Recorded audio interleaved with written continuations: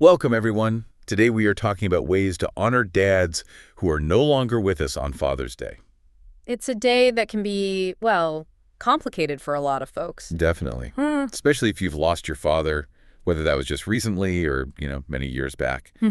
Finding ways to remember them that feel meaningful, that feels important. And the material you brought has some really thoughtful ideas on that. I know for me, that first Father's Day after my dad passed, it was incredibly difficult. I can only imagine. Yeah, the whole day just felt off, sort of empty.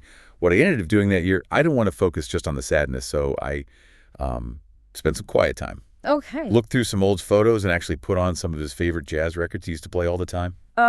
Music. It was simple, but, it brought this sense of connection, a bit of comfort I really needed right then. That makes perfect sense. And that personal experience, it really taps into the core idea from the sources, doesn't it? Well, the importance of actively seeking ways to honor them, to keep that connection going in some way. These ideas we're looking at, they offer some concrete paths, but underline that remembrance is personal. Okay, so let's get into some of those specifics. Visiting a final resting place. That's something many people do. The material had suggestions for that. It did, absolutely. It acknowledges that just being there is significant for many. Sure. But it suggests enhancing that.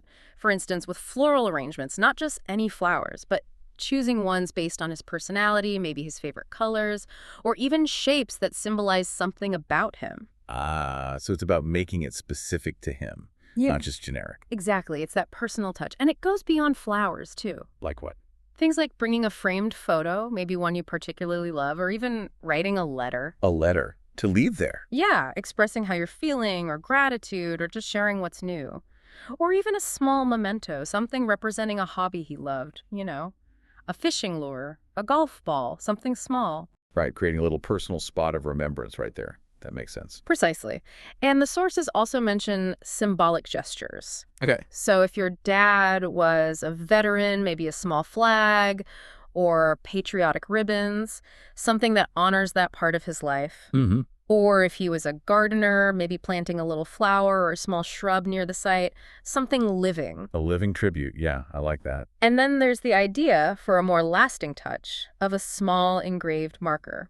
Maybe with a quote he liked, or a short poem, or a verse that brought comfort, something to reflect on during visits. Those are really thoughtful, specific ideas for visiting the resting place. But not everyone can do that or wants to. The sources mention other ways too, right? Definitely. And just as meaningful, a big one is sharing memories. Just talking about them. Yes, gathering with family or friends and intentionally sharing stories. Funny ones, unique things he used to say or do.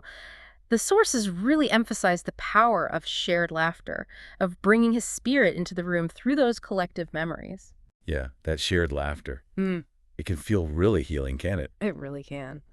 Another suggestion is taking time for quiet reflection. By yourself? Yeah, just finding some dedicated time wherever you feel comfortable for contemplation or maybe prayer.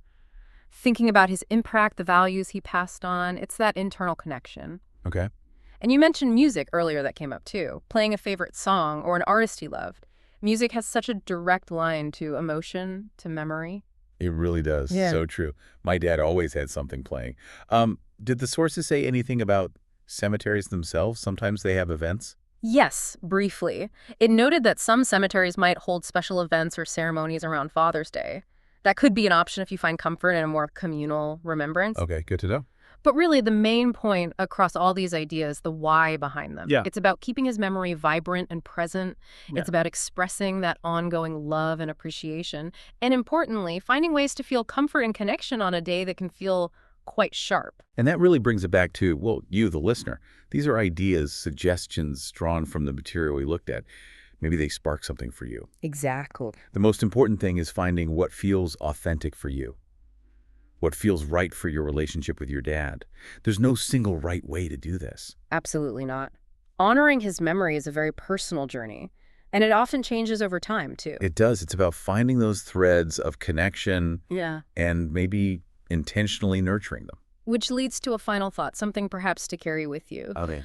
What is one specific memory or maybe one particular quality of your father's that you really want to consciously carry forward? Something you want to keep alive, not just on Father's Day, but, weave into the fabric of your everyday life? Yeah. We'll be back next time with another thought-provoking exploration of a topic that matters.